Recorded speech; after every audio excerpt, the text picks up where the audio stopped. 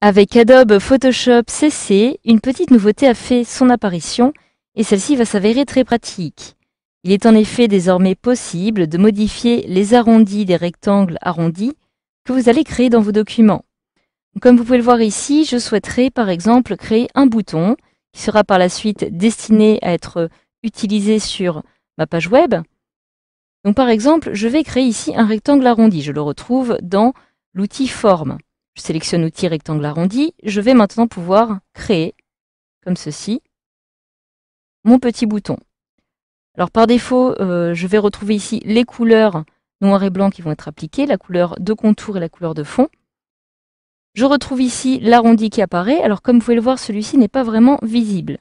Automatiquement, sous Adobe Photoshop CC, lorsque vous allez créer un rectangle arrondi, vous allez maintenant avoir le panneau de propriétés qui va s'ouvrir immédiatement.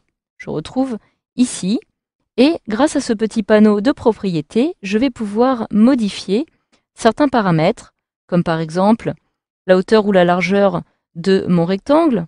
Je peux ici décider de conserver ou non les proportions. Si je souhaite par exemple augmenter ou réduire la largeur ou la hauteur, je vais pouvoir le faire.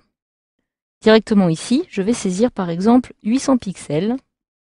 Et automatiquement, je viens d'avoir mon rectangle arrondi qui a été réduit dans sa largeur.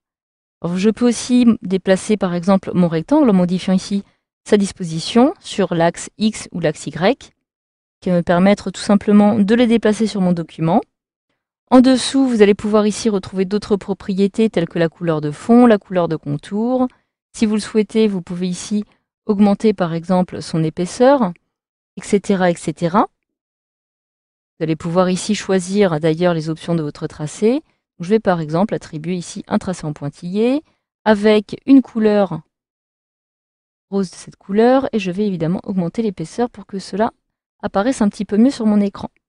En dessous, je vais pouvoir ici, si je le souhaite, décider de modifier le style d'extrémité afin de spécifier l'apparence des extrémités de mon tracé. Donc par exemple, ici, je vais avoir le type d'extrémité que je souhaite. Donc soit une extrémité carrée, une extrémité arrondie, une extrémité projetée, comme ceci. Donc vous voyez ici la petite icône qui vous indique le type d'extrémité. Vous allez retrouver ici l'icône d'angle qui va cette fois-ci vous permettre de définir l'apparence du contour au niveau des sommets de votre rectangle. Donc soit un sommet en pointe, qui va créer un petit sommet en pointe comme ceci. En dessous, vous pouvez retrouver le type de sommet en arrondi, c'est-à-dire que vous allez cette fois-ci avoir un sommet au bord arrondi ou alors un sommet en biseau. Puis juste ici, vous allez pouvoir, si vous le souhaitez, décider d'aligner la position du contour par rapport à son tracé, comme vous le souhaitez. Vous voyez, vous avez 3 positions possibles. Donc je vais conserver la dernière par exemple. Et donc la nouveauté de Photoshop CC va vous permettre maintenant de modifier l'arrondi de vos rectangles arrondis que vous allez créer. Donc je retrouve ici actuellement un rectangle arrondi qui a exactement la même valeur pour chacun de ses angles, en l'occurrence ici de 10 pixels. Pourquoi? Tout simplement parce que j'ai décidé ici de conserver la proportion. Je vais conserver la proportion toujours, mais décider d'augmenter, par exemple, afin de choisir 50 pixels pour chacun de mes angles. Automatiquement, pour une valeur de 50 pixels qui a été adaptée à chacun de mes angles, je vais avoir ici un arrondi qui est bien plus marqué, puisqu'il est un petit peu plus étendu que le précédent. Comme vous pouvez le voir ici, j'ai pour chacun de mes angles 2 petits carrés blancs qui m'indiquent justement l'étendue de mon arrondi. Alors si maintenant, par exemple, je décide de ne plus conserver les proportions afin de modifier l'arrondi en pixels de l'angle supérieur gauche et de l'angle inférieur droit.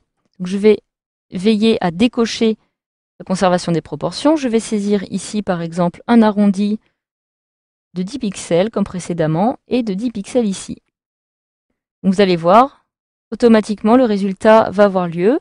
Je vais avoir un arrondi de 10 pixels ici. Vous voyez ici les 2 petits carrés blancs qui sont très proches. Et ici, un arrondi beaucoup plus large, cette fois-ci, pour cette zone-ci. Donc voilà, une fois que vous avez modifié les arrondis de votre rectangle arrondi, vous pouvez fermer ce petit panneau. J'ai maintenant mon bouton qui est créé. Je pourrai par la suite insérer du texte à l'intérieur. Et voilà, grâce à ce module de formation, vous savez maintenant désormais comment modifier les angles de vos rectangles arrondis sous Adobe Photoshop CC.